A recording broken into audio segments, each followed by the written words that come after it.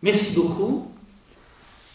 Avant de commencer cette conférence, je vais vous demander un petit exercice. Nous vivons dans un monde tellement agité qu'il me semble important de rompre avec ce monde. Et pour rompre avec ce monde, je vais vous demander de fermer les yeux et de prendre 5 profondes respirations. Vous verrez que dès qu'on pratique ce petit exercice, on se met dans un autre climat émotionnel et vibratoire qui permet d'être beaucoup plus en phase avec la pensée. Donc, fermons les yeux et ayons une profonde respiration qui part de l'abdomen.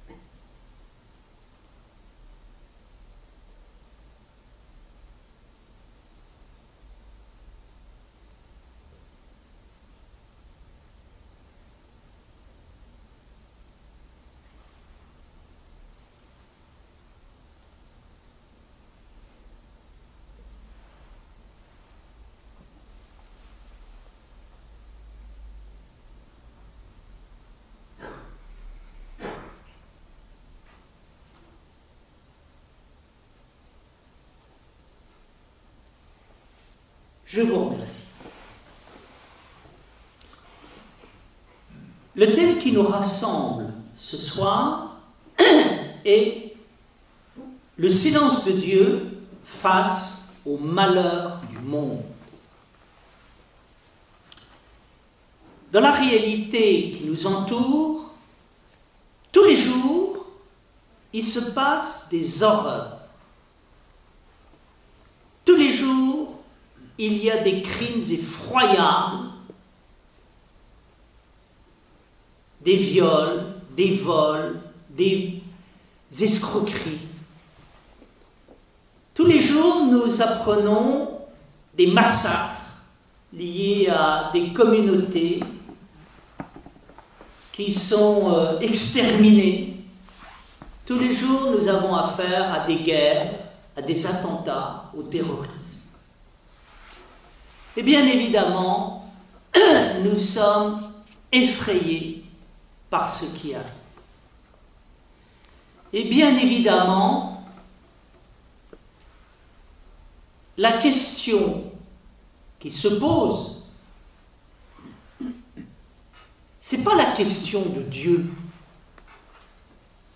La question qui se pose, c'est la question du suicide. Être ou ne pas être. Dans un monde qui est tellement effrayant, est-ce que ça a du sens de vivre et de continuer à vivre? Il peut y avoir une tentation qui est la tentation de ne plus être. Qu'est-ce qui nous retient dans cette tentation de ne plus être? Et dans la réponse à la question que pose Hamlet, être ou ne pas être, donner comme réponse le non-être, la mort, le suicide. Ce qui nous retient de commettre l'irréparable, c'est tout d'un coup la conscience que se suicider à cause des horreurs qu'il y a dans le monde, ça n'est pas résoudre le problème, c'est le suspendre ou bien l'aggraver. Je pense en ce sens-là à une mère de famille qui, un jour perdant un enfant, et étant bouleversé par la mort de cet enfant, a eu la tentation du suicide. Jusqu'à ce que quelqu'un lui dise, tu vois, si tu te suicides, bien, il n'y aura plus un mort, il y en aura 2, et puis tu feras 3 orphelins. Et tu vas ajouter au malheur du monde. Quand on a affaire à des horreurs, quelle est la bonne réponse? Il n'y en a qu'une. C'est de vivre, de continuer à vivre, de persévérer dans la vie et de vivre malgré tout, de vivre en dépit de tout, de vivre plus que jamais. C'est la bonne réponse. Pourquoi? Parce que face aux horreurs qui nous emmènent dans le néant, il n'y a qu'une réponse, c'est l'être.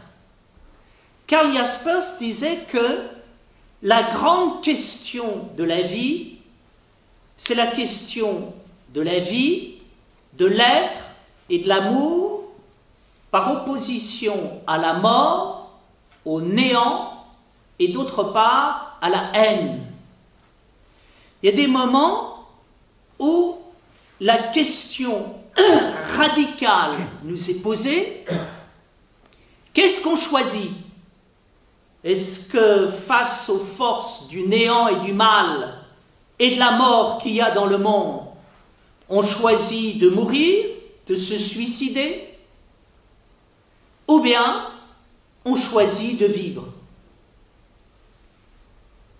Quand on choisit de se suicider, qu'est-ce qui se passe? Eh bien, le mal a gagné. Et nous lui faisons un cadeau en or. Il n'attend que ça. Pourquoi est-ce que les terroristes tuent? Ils tuent pour qu'on se tue, qu'on s'entretue tous les uns les autres.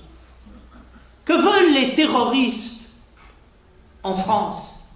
La destruction de la France, de l'Occident, de l'Europe, de la civilisation occidentale.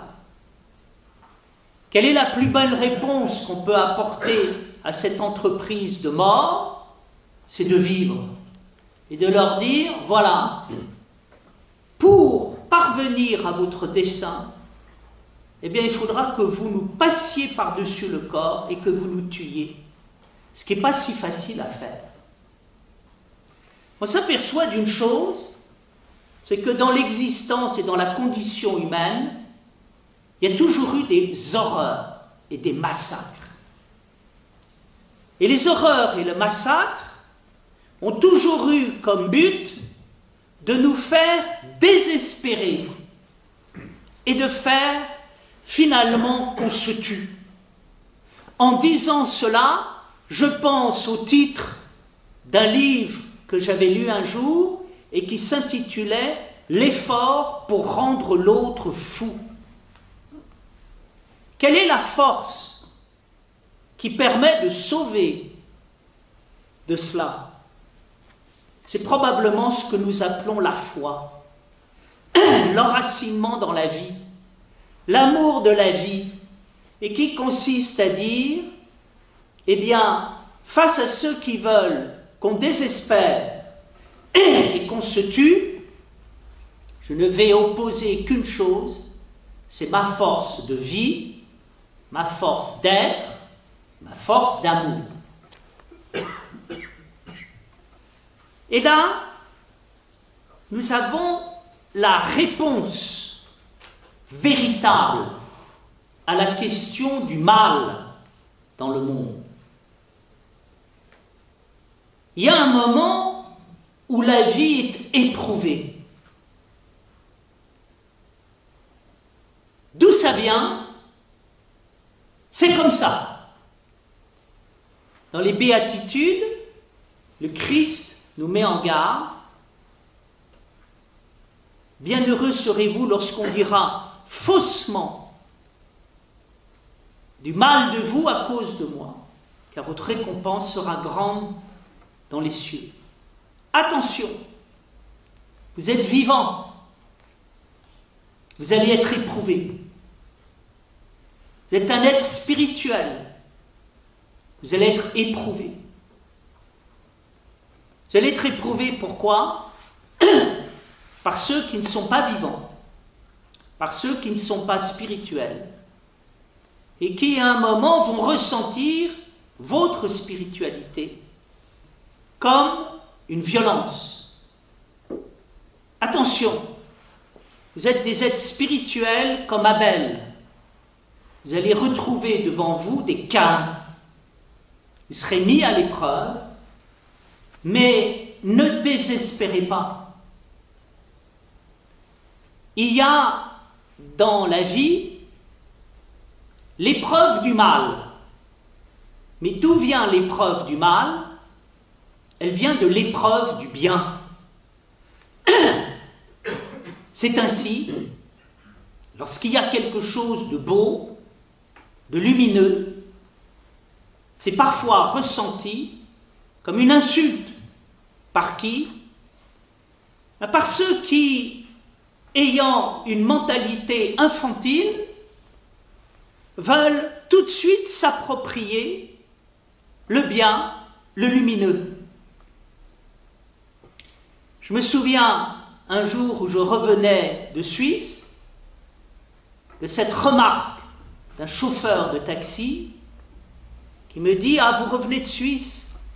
Il dit « C'est beau la Suisse, c'est propre. » Et il a eu cette remarque « Pour moi, c'est trop propre. » Et quand je suis en Suisse, je n'ai qu'une envie, c'est quelque part d'amener de la saleté. Là, nous avons quelque chose qui nous dit long sur l'être humain. Qu'est-ce qu'il y a derrière l'être humain qui fait du mal? En fait, il y a un enfant tyrannique insatisfait. Qui dit ça? C'est Platon à la fin de la République, lorsqu'il dit « Attention, il y a dans tout être humain un tyran. » Qu'est-ce que c'est que ce tyran? Ce tyran, c'est celui qui, pour satisfaire ses désirs, passerait sur le corps de père et mère. Là, nous touchons à la question du mal et du mystère du mal, c'est-à-dire de l'existence de dans l'être humain, de quelque chose qui est son incapacité d'assumer la lumière, d'assumer le beau, d'assumer le bien, sans devenir jaloux de cette lumière, de ce beau et de ce bien, comme Caïn a été jaloux de Abel. Pourquoi je vous dis cela? Je vous dis cela parce que, invité par vous à parler du silence de Dieu face au malheur du monde, je crois qu'il faut prendre correctement le problème. Le silence de Dieu face au malheur du monde est un faux problème. Mais c'est un problème qui embarrasse notre culture depuis de longues années. On trouve ce problème exprimé à plusieurs reprises dans notre culture. Et ce qui est remarquable dans la façon dont ce problème est posé, c'est que ceux-là même qui l'ont posé, y ont très bien répondu tout seuls. C'est-à-dire que quand on regarde de l'extérieur la question « Que fait Dieu face au malheur du monde ?», si on se précipite, si on va trop vite, on va apporter des mauvaises réponses. Et on ne va pas apercevoir ce qui s'est passé. Ce qui s'est passé dans notre culture, c'est que ceux qui ont posé cette question, dans un premier temps, ont amené des mauvaises réponses avant de découvrir tout seul la bonne réponse. Autrement dit, je crois que ce qui me paraît important, c'est de comprendre qu'il existe une réponse à la question du mal.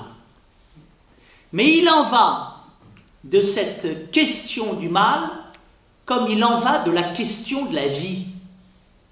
La vie est à elle-même sa propre réponse. Et le mal est à lui-même sa propre réponse.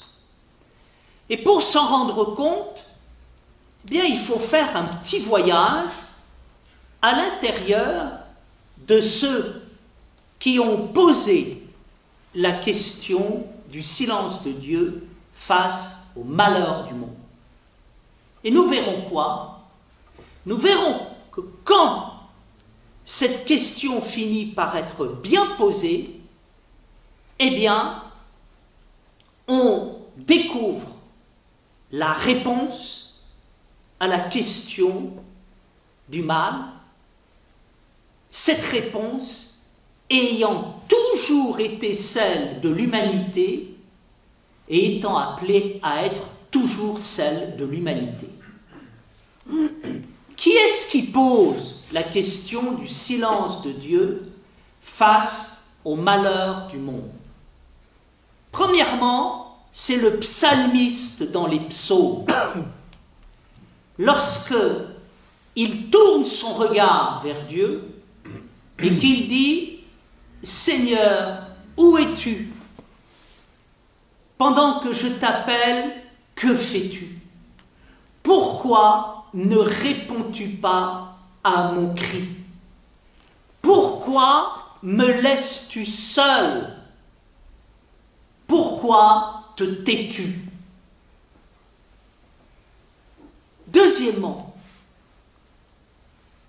cette question du silence de Dieu face face au malheur du monde, c'est la question du Christ sur la croix, parce qu'avant de mourir, il dit « Père, Père, pourquoi m'as-tu abandonné ?»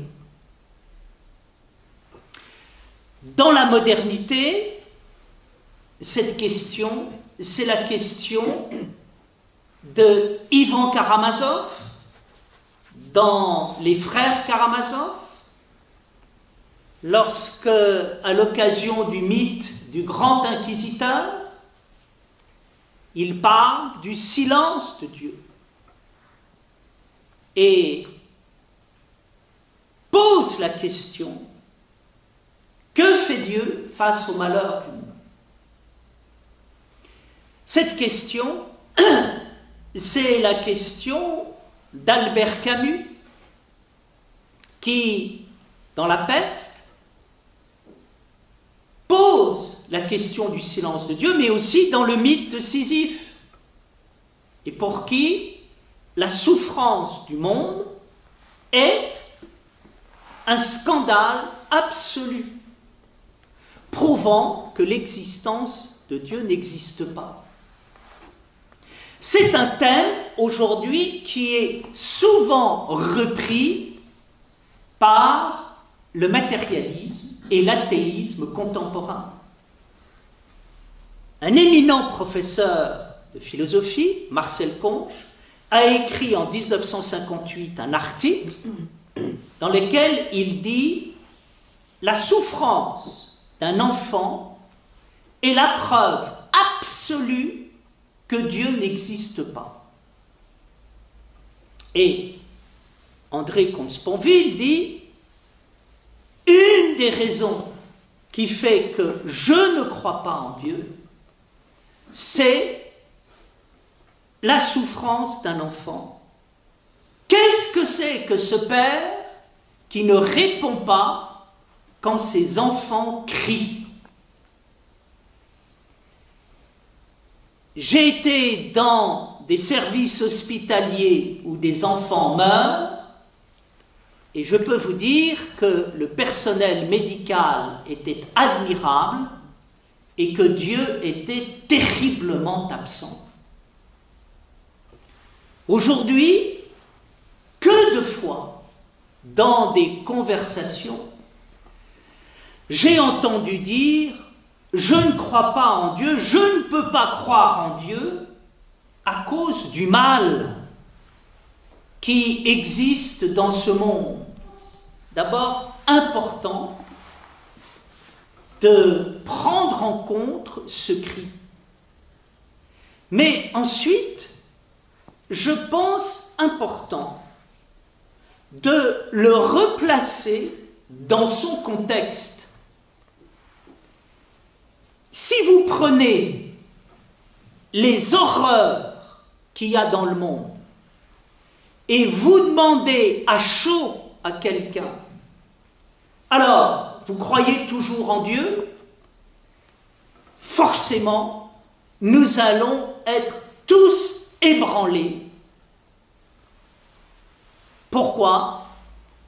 Très difficile de dire, quand on a affaire à de l'horreur et des massacres, qu'il y a, dans le fond des choses, une puissance divine d'une beauté inouïe à la base de toute chose.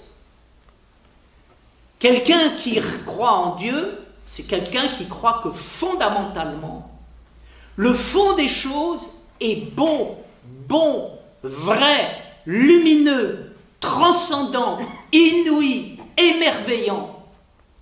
Forcément, quand on a affaire à des horreurs autour de nous, la réaction est de dire « Mais comment peut-il y avoir de telles horreurs si, à la base de toute chose, il y a un principe bon? Il en va comme de l'arbre et des fruits.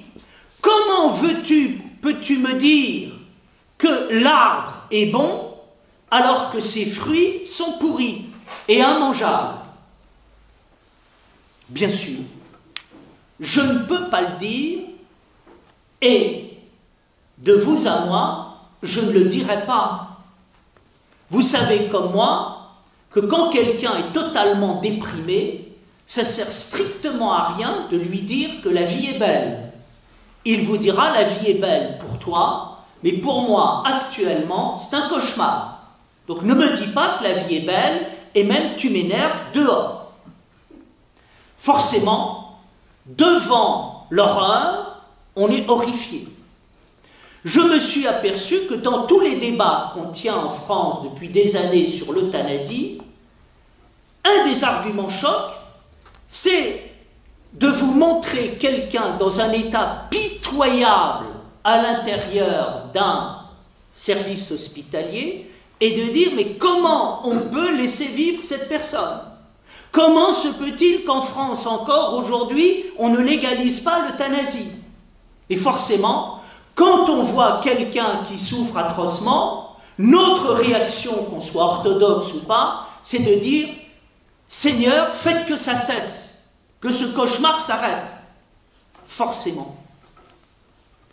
Simplement, il faut quand même faire attention. Entre la réaction à chaud, à partir d'images qui sont des images saisissantes, des images médusantes, des images devant lesquelles on ne sait pas quoi dire, et d'autre part, la réalité des choses. Donc, essayons de visiter un peu notre culture et les grands cris qui ont été posés par ceux qui se sont révolter contre le silence de Dieu. Et ceux qui se révoltent contre le silence de Dieu, c'est d'abord des croyants. Seigneur, où étais-tu pendant que j'étais en terre de grande détresse, dans l'affliction? Pourquoi m'as-tu abandonné? Pourquoi ce silence? C'est vrai, beaucoup de psaumes commencent par un cri d'angoisse adressé par l'homme à Dieu.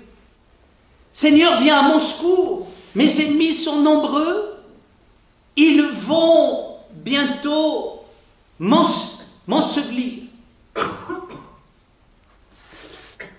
Il s'avère que le psalmiste commence à lancer son cri vers Dieu. Et puis ce cri se répète sur le mode de la litanie. Jusqu'à ce qu'à un moment, quand on poursuit dans le psaume, on s'aperçoit que les choses commencent à changer de l'intérieur. Et que ce changement se passe comment? Par le fait que le psalmiste regarde le monde autour de lui. Et puis, il se regarde lui-même, et puis il décrit le monde. Les psaumes ne nous parlent pas que de la souffrance des hommes devant l'angoisse. Ils nous parlent de quoi? Ils nous parlent aussi de la vie du monde. Et en parlant de la vie du monde, ils nous parlent de la beauté du monde. Et à force de nous parler de la beauté du monde, souvent, les psaumes se terminent par « Que tes œuvres sont belles, Seigneur, tu as tout fait avec sagesse. » Nous voyons quoi? Le psaume répond lui-même à la question qu'il pose. Je suis juif, je me sens persécuté dans le monde dans lequel je vis. Je souffre, d'autant plus que autour de moi, mes amis, mes frères, mes sœurs, ma famille, mes proches sont massacrés. Je suis au comble du désespoir. J'ai perdu plusieurs de mes proches et en ces temps de détresse, Dieu n'est pas venu. Il n'y a pas eu de miracle. Il y a eu quelque chose de terriblement tragique. Et je le dis. Mais qu'est-ce qui se passe? Il se passe, c'est que le psalmiste rentre dans la parole. Il rentre dans la litanie. Et quand il rentre dans la litanie et la parole, il n'est plus dans l'horreur. Car la parole sur l'horreur, ça n'est déjà plus l'horreur. C'est déjà la parole. Et quand il rentre à l'intérieur de la parole, qu'est-ce qu'il voit? Il commence à voir bien le miracle du monde. Et dans le miracle du monde, la merveille du monde. Et là, il a la réponse à la question qu'il pose. Et qu'est-ce que c'est que cette question? Et cette question, c'est d'apercevoir que oui, le mal existe. Oui, il y a des horreurs qui se font. Oui, j'ai des ennemis. Oui, on me persécute.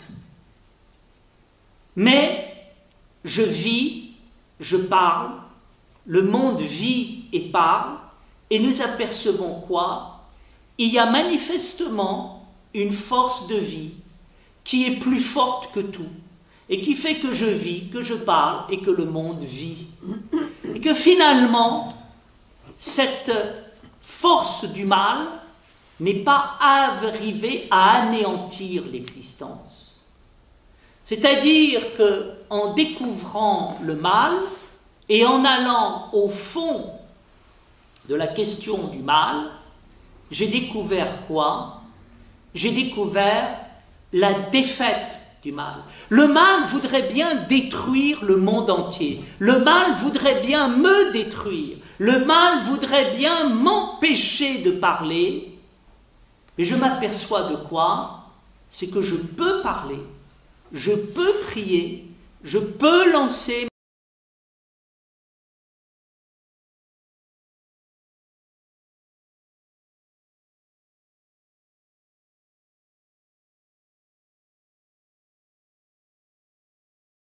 et ça, c'est une merveille.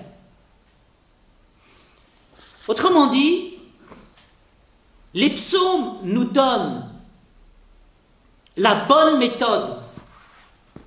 La bonne méthode, c'est non seulement de vivre, mais d'utiliser la méthode de la vie.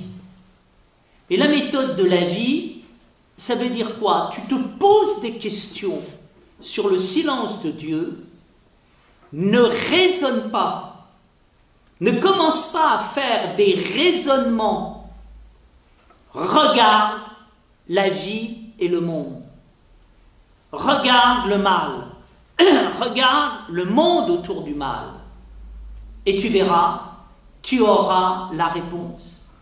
Jamais tu n'as été abandonné, jamais Dieu ne s'est tu. Dieu a toujours été là. Il ne s'est jamais tu. Et ce qu'il y a de plus beau dans tout ça, c'est que ce n'est pas Dieu qui le dit, c'est toi qui le dis. C'est encore plus beau que si Dieu le disait. Quand quelqu'un nous dit « la vie est belle », alors qu'on est au comble de l'épreuve, c'est faux.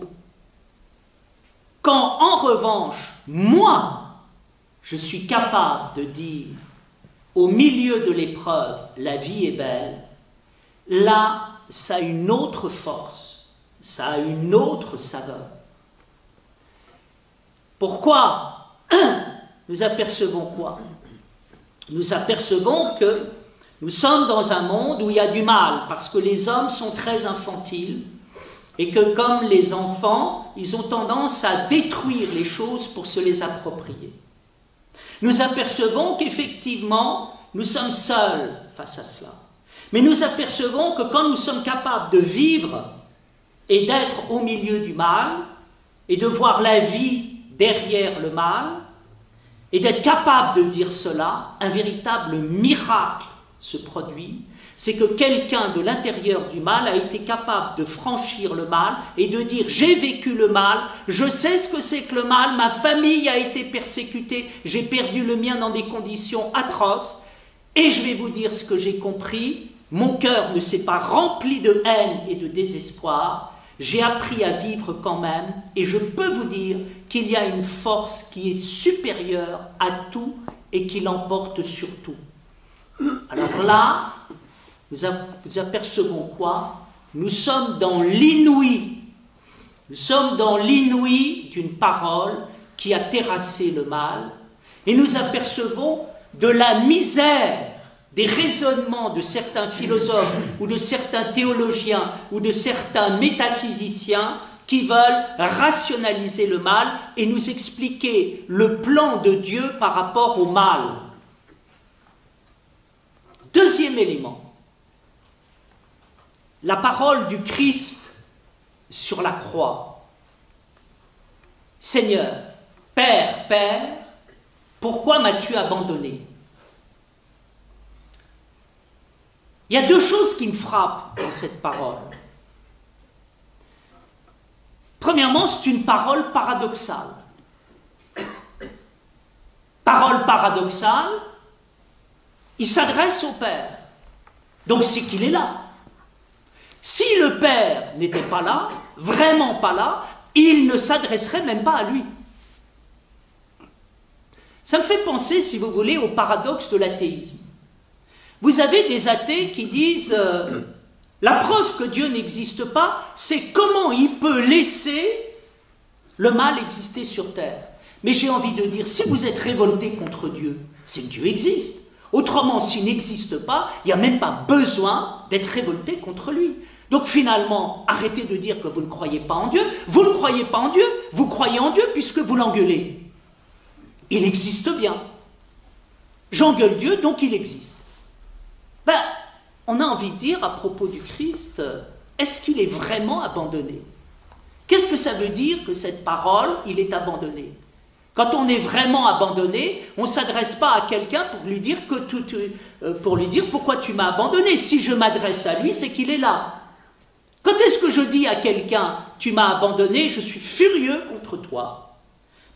Quand j'ai été abandonné, que cette personne revient et que revenant, je lui dis eh bien j'ai deux mots à te dire. Pourquoi est-ce que tu m'as abandonné? Tu as vu le pétrin dans lequel tu m'as laissé? Je suis tout seul, j'arrive pas à me débrouiller avec la difficulté dans laquelle tu m'as mis.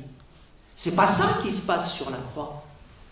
Sur la croix, c'est pas le Christ angoissé, tout seul, qui tout d'un coup exprime sa solitude.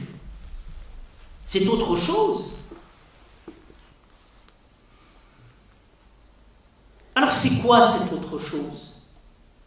Cette autre chose, c'est toute la vie et toute la mort.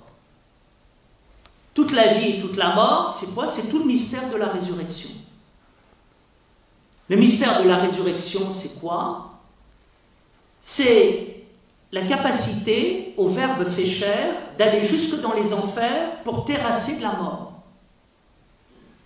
Et quelque part, qu'est-ce que veut dire « Pourquoi m'as-tu abandonné » C'est de dire « Père, pourquoi est-ce que tu m'as donné à moi cette possibilité invraisemblable et immense d'aller dans les enfers et la mort, vaincre la mort.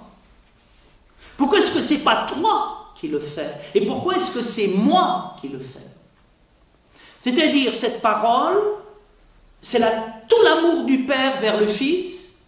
Le Père pourrait aller terrasser la mort dans les enfers, et ce n'est pas le Père qui va le faire, mais c'est le Fils de l'homme, c'est le Verbe fait chair. C'est ce terrassement de la mort va se faire non pas dans l'invisible, il va se faire dans le visible. Il ne va pas se faire avant le monde, malgré le monde, il va se faire de l'intérieur du monde. Il en va un peu du Christ, comme il en va du psalmiste.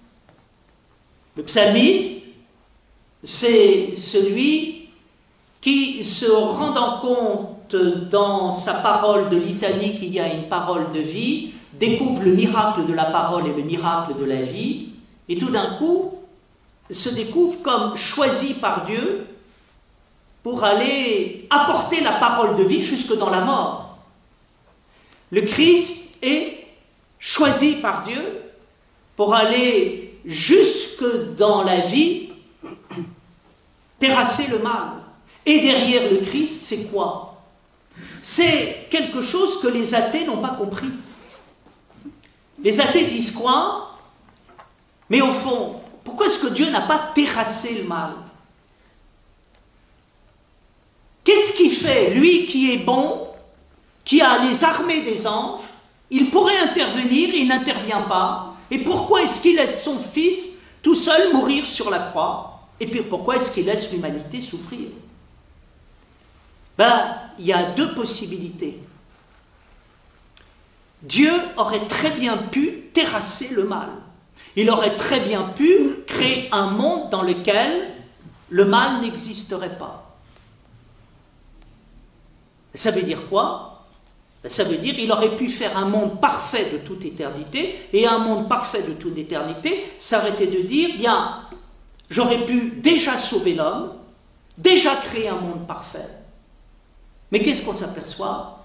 On s'aperçoit que si tout d'un coup le monde est déjà parfait, l'homme est déjà sauvé, tout le monde est déjà bon, ce monde n'est pas un monde, cet homme n'est pas un monde, cette vie n'est pas une vie. Est-ce que vous avez essayé d'éviter à vos enfants de vivre et de leur dire, mon chéri, écoute, pour être sûr qu'il ne t'arrive rien à la maison, tu vas rester à la maison et tu vas vivre couché. Comme ça, on sera sûr qu'il ne t'arrivera aucun problème. Alors bien évidemment, il ne lui arrivera aucun problème, simplement cette vie n'est pas une vie. Et cette réalité n'est pas une réalité. Il y a quelque chose qui est très important, c'est tout le miracle du visible par rapport à l'invisible. Il est beau de vivre dans un monde parfait, et il est éminemment souhaitable de vivre dans un monde où il n'y ait pas de massacre. Et on pourrait très bien fabriquer un monde dans lequel il n'y ait pas de massacre et tout soit heureux. Ben on va faire mieux que ça.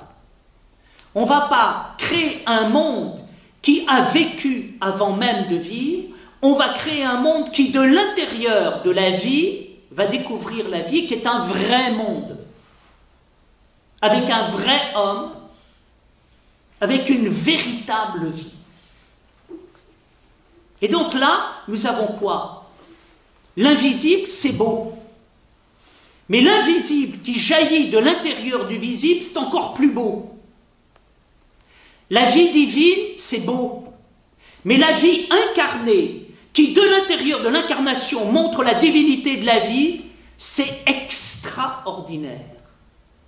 Mais qu'est-ce qui se passe? Nous vivons l'extraordinaire du monde. Et l'extraordinaire du monde, c'est difficile, ça demande de la patience, mais c'est sublime, c'est extraordinaire. C'est ça qu'il faut apercevoir.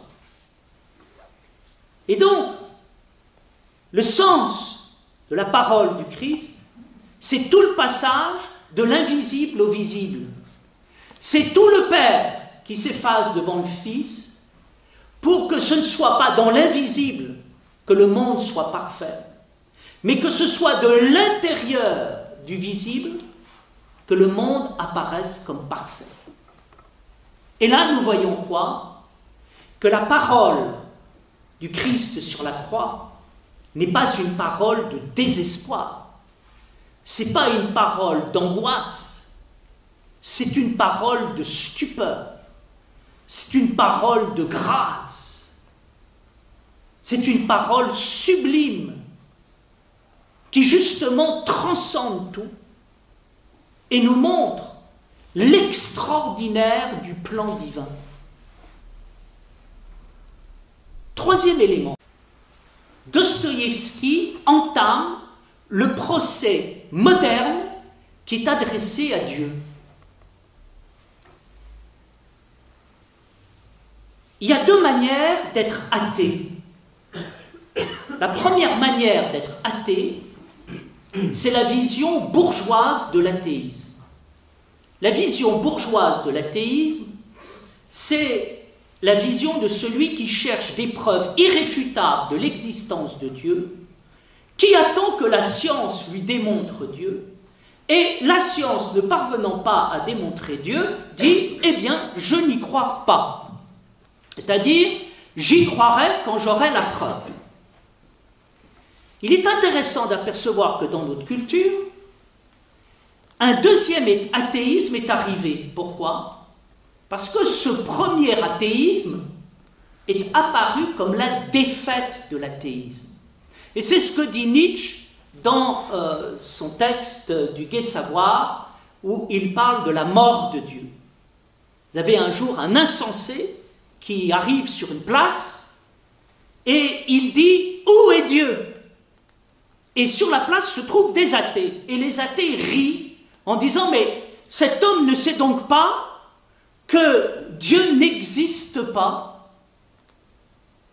Et l'insensé de dire aux athées qui se rient de lui « Mais Dieu est mort et nous l'avons tous tué. » Et Nietzsche de dire « L'une des choses les plus extraordinaires de l'humanité, ça a été l'athéisme, c'est-à-dire la capacité de tuer Dieu, mais l'humanité a été incapable d'aller jusqu'au bout d'un fait aussi inouï, et nous venons trop tard. » Qu'est-ce que dit à un moment le monde, l'athéisme?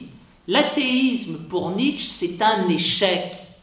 Et la mort de Dieu, c'est un échec. C'est-à-dire, c'est ce qui fait que Nietzsche annonce à partir de là ce qu'on peut appeler le post-athéisme, qui, à un moment, ne va plus commencer à discuter des preuves de l'existence de Dieu à partir de là, à partir de la science. Alors, on est rentré dans un deuxième athéisme. Et le deuxième athéisme n'est pas un athéisme scientifique, c'est un athéisme moral. Et cet athéisme moral, il repose sur une idée suivante, Dieu est infréquentable. Même s'il existait, on n'y croirait pas. Alors vous avez des gens qui disent, comme Nietzsche, Dieu est infréquentable parce que ce n'est pas une grande idée. Ce n'est pas une idée forte. L'idée forte pour Nietzsche, ce n'est pas l'un, c'est le multiple. Puis vous avez des idées comme les révoltés dans les frères Karamazov, Ivan Karamazov, pour dire Dieu est révoltant, le mal sur la terre. Comment est-ce qu'il peut être en face du monde et regarder le mal sur la terre? Qu'est-ce qui scandalise Dostoïevski? Si on analyse le texte jusqu'au bout, le texte jusqu'au bout ne repose pas sur le scandale du mal, mais sur le scandale à l'égard des théologiens. Ivan Karamazov raconte le récit d'une horreur. Un petit garçon, dans la propriété d'un grand seigneur russe, joue avec les chiens du maître et blesse un chien. Le maître est furieux, nous sommes en plein hiver, et il convoque un matin l'enfant et la mère de l'enfant. Et puis il y a là tous ces chiens, tous ces équipages, il fait déshabiller l'enfant et il le fait jeter aux chiens et dévorer par les chiens sous les yeux de sa mère. C'est une horreur. Pardonnez-moi d'avoir raconté cela, mais ça participe, si vous voulez, de la compréhension de ce qui se passe. Et qu'est-ce que dit Ivan Karamazov? Ne me dites pas que le prix à payer pour arriver à un paradis, c'est cela. Que l'innocent souffre pour payer le péché du premier homme. Là, c'est quoi? C'est une révolte contre quoi?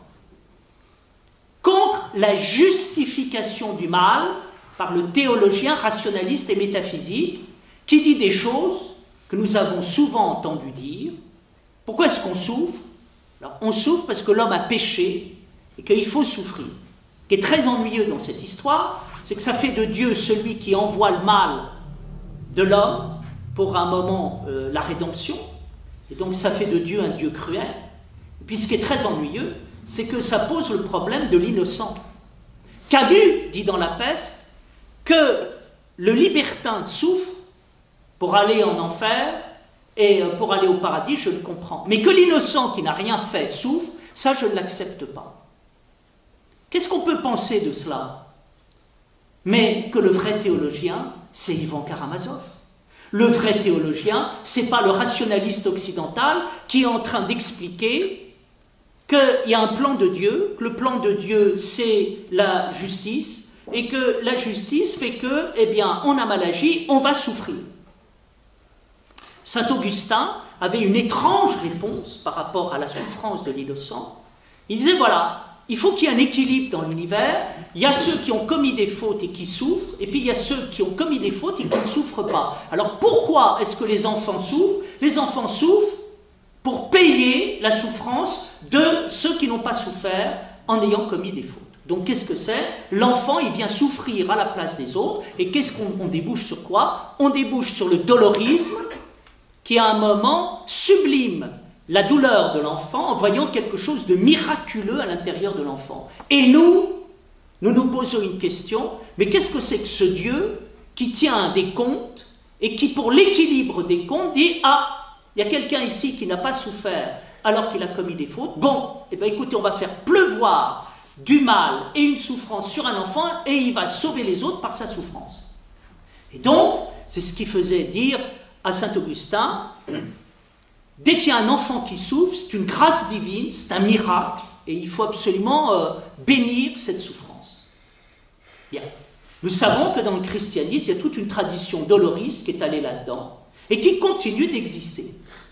Moi, je pense que ce qui me paraît théologique, c'est pas de justifier la souffrance des innocents, mais c'est justement de dire qu'elle est injustifiable. et que jamais Dieu ne veut que l'homme souffre. La caractéristique d'ailleurs du christianisme, c'est quoi? C'est que le Christ va sur la croix pour montrer au monde que Dieu ne veut pas la souffrance de l'homme. Dieu ne veut pas le sacrifice. Il ne veut pas que le sang coule. C'est dit en toutes lettres au psaume 50, car si tu voulais des holocaustes, je te les aurais donnés, mais tu ne veux pas des holocaustes, des sacrifices, mais des sacrifices de louange. C'est repris en toutes lettres dans la liturgie orthodoxe. Et ça me paraît fondamental. Vous reprenez l'histoire de la Bible, vous apercevez quoi? Vous apercevez qu'en permanence, la tentation de ce qu'on pourra appeler le judaïsme archaïque, c'est de croire que Dieu réclame des sacrifices et qu'il réclame que le sang coule. La tentation de certains prophètes comme Élie, c'est de croire qu'il faut tuer au nom de Dieu.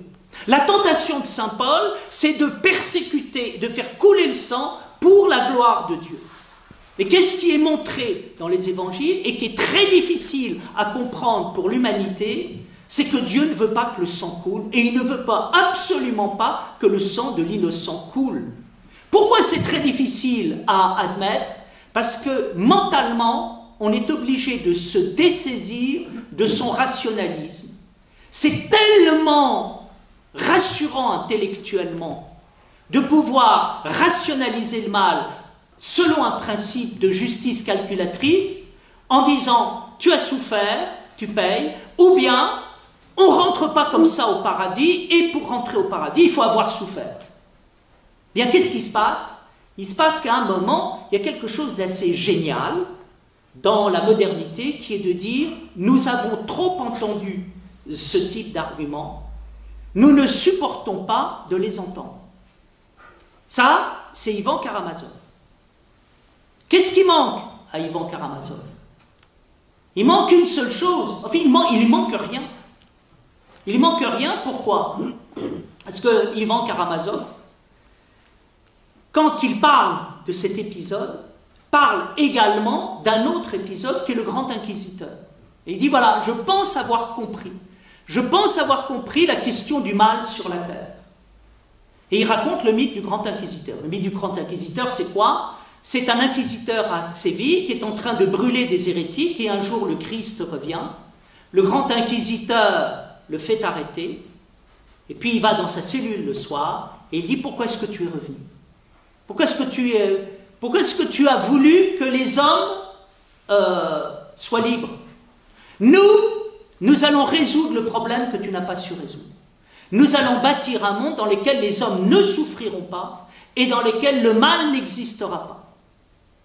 Et le Christ ne dit rien, regarde l'inquisiteur est à la fois foudrage et bouleversé, il embrasse le Christ, il ouvre la porte et lui dit, va et ne reviens jamais. Et Alyosha dit à Ivan Karamazov, mais tu as tout compris. C'est ça. C'est la question. Qu'est-ce qu'il a compris? Il a compris une chose, c'est qu'on ne comprend rien au monde si on veut essayer de le rationaliser et si on ne comprend pas qu'il y a une autre raison, qui est la raison de la vie et pas la raison résonante et raisonneuse. La raison résonante et raisonneuse, qu'est-ce qu'elle fait? Eh bien, elle justifie le mal. La raison qui ne raisonne pas et qui vit, qu'est-ce qu'elle fait? Elle ne justifie pas le mal. Et elle ne justifie pas le mal, ça veut dire quoi? Ça veut dire qu'elle va dans l'existence, elle va dans l'existence des personnes, elle est pour l'existence des personnes. Et elle montre quoi? Que la signification du Christ, c'est de vouloir que les hommes vivent, que les hommes aillent dans l'existence. Et que le gros problème du monde, c'est quoi? C'est que d'un côté, il y a des inquisiteurs, et de l'autre côté, il y a des Christ. Qu'est-ce que c'est que l'inquisiteur? C'est celui qui veut résoudre le problème de l'humanité avec sa tête. Il veut bâtir un super État, avec une super religion, et dans lequel il y aurait une super rationalisation de tout. C'est-à-dire, il crée un monde qui est le monde du malin, c'est-à-dire celui qui ne se rend plus compte du mal qu'il fait, parce qu'il justifie le mal dans lequel il vit. Et puis d'un autre côté, il y a autre chose, c'est-à-dire l'homme qui vit et qui est dans la vie. Et il est très difficile à comprendre pour les hommes que la véritable raison nous est donnée de l'intérieur de la vie par la vie qui parle d'elle-même et qui se développe d'elle-même. Qui est-ce qui le comprend très bien? Albert Camus. Je pense que Camus est probablement celui qui a le mieux répondu à la question du mal dans le monde moderne. Qu'est-ce que nous voyons chez Camus? Nous voyons chez Camus deux choses. Premièrement, un homme révolté. Cet homme révolté, c'est un homme qui est révolté par la souffrance qu'il y a dans le monde et qui a cette définition de l'absurde. L'absurde, c'est la disproportion qu'il y a entre le mal et d'autre part l'indifférence du monde. Il y a une scandaleuse indifférence du monde à l'égard du mal. Et moi, Albert Camus, je me révolte contre ça. Et je me révolte contre le raisonnement du théologien qui nous explique que le mal existe parce qu'il faut payer les fautes du premier homme. Et je suis scandalisé, pourquoi? Parce que ça nous amène à accepter le mal, à nous habituer à lui, à le banaliser. Et je ne veux pas banaliser le mal, je ne veux pas m'accoutumer au mal, je ne veux pas trouver le mal normal. Oh, vous souffrez, cher ami, oh, c'est très bien, vous êtes en train de gagner votre paradis. Ça, je ne veux plus l'entendre. Moi, Albert Camus. Donc, dans un premier temps, il fait l'apologie de l'homme révolté. Oui, mais dans un deuxième temps, il ne se contente pas d'écrire le mythe de Sisyphe, il écrit l'homme révolté. Et dans l'homme révolté, qu'est-ce qu'il montre? Il dit, attention, la révolte est quelque chose d'important, mais c'est dangereux. Car la révolte nous amène au nihilisme, et le nihilisme nous amène au mal. Qu'est-ce que montre l'histoire de la pensée occidentale? L'histoire de la pensée occidentale depuis Épicure nous montre que le monde intellectuel est fasciné par le crime. Et pourquoi il est fasciné par le crime? Parce qu'il a une volonté de supprimer le mal dans l'existence.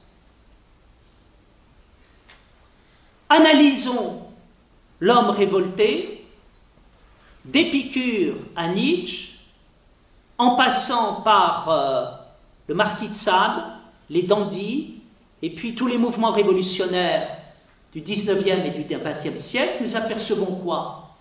Que le plus grand mal dans le monde s'est fait au nom du bien et du désir d'apporter le bien sur la terre. Que voulaient les totalitarismes? Créer un nouvel homme, fabriquer l'homme nouveau, qui est le nom même du Christ. Et pour cela, qu'est-ce qu'ils ont fait? Ils ont introduit la plus grande violence qui se puisse imaginer dans l'histoire humaine. Qu'est-ce qui fait qu'à un moment, quelqu'un qui veut supprimer le mal provoque le mal? Ce qui fait que quelqu'un qui fait le mal, qui veut supprimer le mal, provoque le mal, c'est qu'à un moment, si dans le cœur, on ne s'est pas purifié, on débouche sur quoi? Sur quelqu'un qui se donne tous les droits pour supprimer le mal. Et tout d'un coup, on s'aperçoit que la fascination, on s'aperçoit, si vous voulez, que le fait de vouloir libérer les hommes de l'humanité est en fait un formidable prétexte, un formidable paravent pour pouvoir exprimer ces pulsions de dictateur et de tyran. C'est ce qui amène Camus à rompre avec l'homme révolté et à revenir vers quoi? Et à revenir à quelque chose qui ressemble beaucoup au début du christianisme et que nous connaissons bien dans la tradition orthodoxe. C'est une certaine vision cosmique des choses.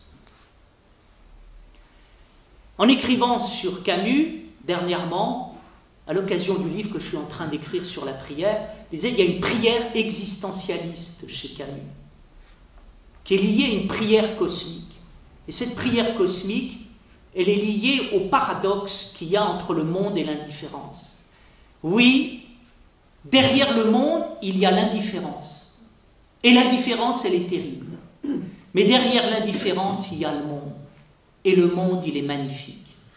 Donc quand je fais l'expérience de la vie, je fais l'expérience du rapport entre le monde et l'indifférence, et je m'aperçois de quoi? Je m'aperçois que l'indifférence est à la fois la chose la plus terrible qui soit, mais c'est en même temps la chose la plus géniale qui soit. Si vous lisez la fin de l'Étranger, vous verrez que dans la fin de l'Étranger, au moment où c'est l'étranger, après avoir commis un crime en allant au bout de l'indifférence, et pour la première fois réconcilié avec lui-même, c'est-à-dire le crime qu'il a commis va lui permettre d'être condamné, le fait d'être condamné va lui permettre de se détacher de lui, et se détacher de lui donne tout d'un coup ce sentiment inouï de la beauté du monde, à travers cette phrase de Camus où il disait « Dans cette nuit chargée de signes, il rencontre la tendre indifférence du monde. » Qu'est-ce que c'est que l'étranger? L'étranger de Camus, c'est la même chose que les psaumes. C'est au départ quelqu'un qui est dans la révolte, qui tout d'un coup, au bout de la révolte, en allant au bout de la révolte, va découvrir quoi? Quelque chose d'autre dans l'indifférence du monde qu'il n'avait pas soupçonné. Nous voyons quoi? Nous voyons que Camus répond lui-même à la question qu'il pose, qui est la question même que Pascal pose. La question que Pascal pose, c'est la question du sens de la vie. La question du sens de la vie se pose à propos de l'absurde de la vie. La question de l'absurde de la vie se pose à propos de la mort et à propos de l'horreur. La question du sens de la vie, c'est la question qu'on se pose tous quand on est confronté à la mort, à l'horreur et qu'on est quelque part dépassé par l'existence. On se dit quoi? Je vais le dire de manière très cavalière. Qu'est-ce qu'on est venu faire dans cette galère? Mais en même temps, quelle est la réponse de Pascal? La réponse de Pascal, c'est que c'est au moment où je suis confronté à cette galère qu'est l'existence qui me dépasse, que je découvre quoi? Mais c'est sublime d'être jeté dans l'existence, abandonné dans l'existence, d'être quelque part confronté à quelque chose de terrible qui me dépasse. Pourquoi? Parce que si je vais au bout de l'analyse, je m'aperçois de quoi? Oui, il y a le terrible de l'existence, oui, il y a la mort, oui, il y a les horreurs, mais il y a quelque chose qui vit et qui traverse tout ça et qui est plus fort que tout ça. Et quelque part, j'ai été reconnu comme capable de pouvoir vivre cela et rencontrer cela. Alors, nous découvrons quoi? Nous découvrons ici quelque chose d'essentiel, d'important, et que je résumerai ainsi. La vie est à elle-même sa propre question, et elle est à elle-même sa propre réponse. Le mal est à lui-même sa propre réponse. C'est-à-dire, je m'aperçois de quoi? Derrière il y a la vie, il y a la mort. Mais derrière la mort, il y a la vie. Derrière la vie, il y a le mal. Mais derrière le mal, il y a la vie. Quelque chose qui nous donne l'impression d'être totalement abandonné, il existe une force plus forte que tout abandon. Et il faut avoir fait l'expérience du fait d'être abandonné pour découvrir que je ne suis pas abandonné, que je n'ai jamais été abandonné, qu'il y a toujours quelque chose qui a parlé dans les profondeurs. Et donc, nous vivons ici l'existence. C'est quelque chose que nous ne comprendrons jamais avec notre raison calculatrice. C'est quelque chose que nous comprendrons toujours avec notre raison existentielle. Alors ça permet, c'est par là que je voudrais conclure, d'apporter une réponse à la question du mal. Vous vous demandez pourquoi le mal existe? Puis vous vous dites, qu'est-ce que ça voulait dire les pères de l'Église qui disaient Dieu a permis le mal? Bien, réfléchissez au mal tel qu'il se présente dans notre vie. Le mal nous apparaît sous 3 formes: la douleur, la méchanceté et le désespoir. Vous vous dites à un moment, mais pourquoi est-ce que la douleur existe? Pourquoi est-ce que la méchanceté existe? Pourquoi est-ce que le désespoir existe?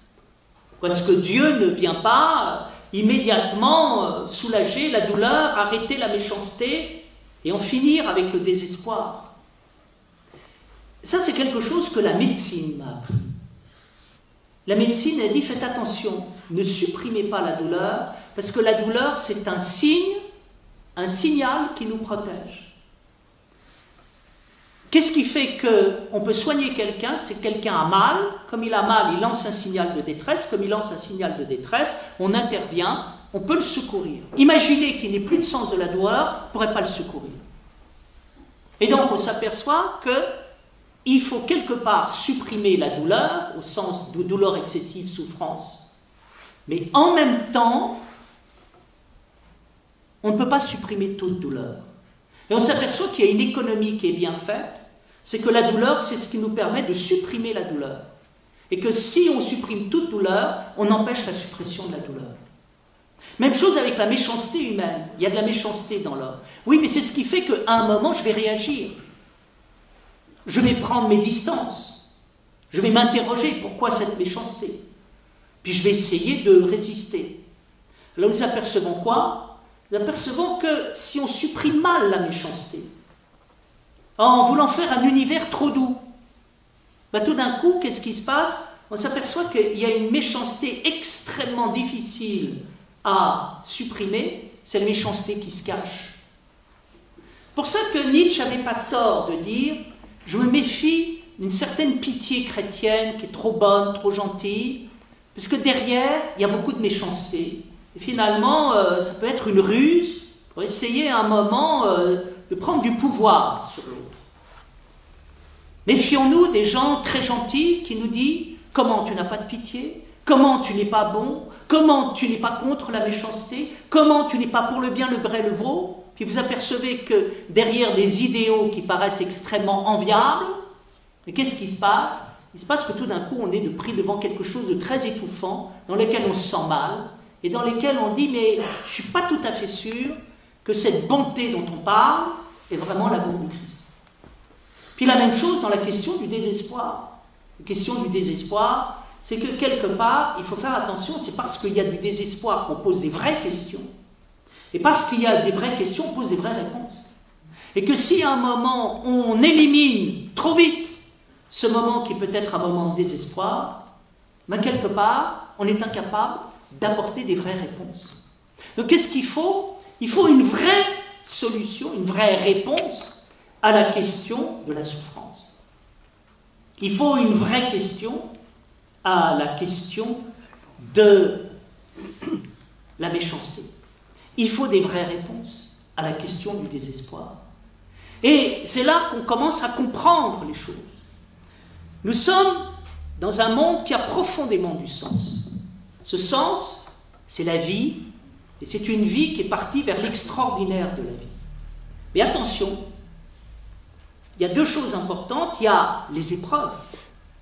Vous allez dans le sens de la vie et vous allez acquérir quelque chose qui va être lumineux. Faites attention, parce qu'autour de vous, il y a de la jalousie, il y a de l'envie, et à un moment, vous serez mis à l'épreuve. Et vous risquez d'être parfois banni de votre propre communauté. Un peuple peut être chassé des autres peuples et de la communauté des nations. Pourquoi? Parce qu'il est porteur d'une lumière spirituelle.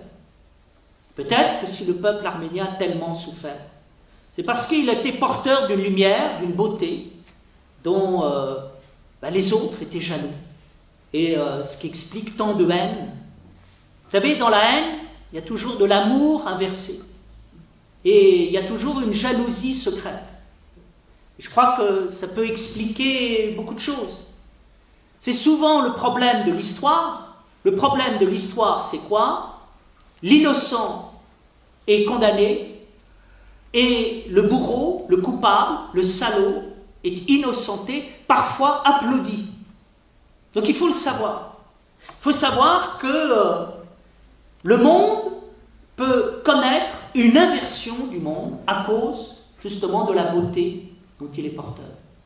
Puis deuxièmement, je crois qu'il est important d'apercevoir un travail de patience. Attention, nous partons vers l'extraordinaire, nous serons mis à l'épreuve, mais l'extraordinaire, c'est pas n'importe quoi. C'est quelque chose qui est un vrai extraordinaire. Méfions-nous des faux extraordinaires. Méfions-nous des réponses qui sont des fausses réponses. Des choses qu'on apporte trop vite et qui finalement ne résolvent aucune question. Méfions-nous, on pourrait bâtir un corps artificiel qui ne souffre plus. On pourrait bâtir une société artificielle où il n'y aurait plus de méchanceté. On pourrait bâtir une pensée artificielle où il n'y aurait plus de désespoir. Et qu'est-ce qui se passe? On serait devant quelque chose qui est totalement faux. Donc, il faut attendre la manifestation de la vérité. C'est pour ça qu'il y a dans les évangiles quelque chose qui me frappe beaucoup, c'est la question du temps. Le Christ dit, je ne peux pas agir tout de suite, il faut que les temps soient accomplis, il faut que tout s'accomplisse. Et donc, à un moment, pourquoi? Parce qu'il faut aller vers la vérité vraie et il ne faut pas aller vers une demi-vérité. Si nous comprenons ça, nous pouvons comprendre Étienne Sohn dans les camps de concentration. Lorsque, étant dans les camps de concentration, elle écrit son témoignage dans lequel elle dit « La vie est belle » et je dirais que la vie est belle. Face à cela, vous avez des psychanalystes qui disent « Elle est totalement hystérique ». Ils se trompent. Elle serait hystérique si elle dit « Les chambres à gaz, les camps de concentration sont beaux ». Ce n'est pas les chambres de concentration, c'est pas les camps de concentration, ni les chambres à gaz qui sont beaux. C'est la vie. Pourquoi est-ce qu'elle dit ça? Parce qu'elle a été habitée par le souffle de la vie. Et le souffle de la vie, c'est de dire quoi? On pourra mettre toutes les chambres à gaz qu'on veut. On pourra mettre tous les camps de concentration. Jamais ils ne pourront supprimer la vie. Attention à ne pas faire l'erreur de dire « La vie ne vaut pas la peine d'être vécue, Dieu n'existe pas parce que Hitler existe ». Vous faites un cadeau en or à Hitler, Hitler devient plus fort que Dieu, il devient plus fort que la vie. D'où viennent les grands résistants dans la vie? Les grands résistants dans la vie, ce sont ceux qui ont eu l'intelligence de la vie.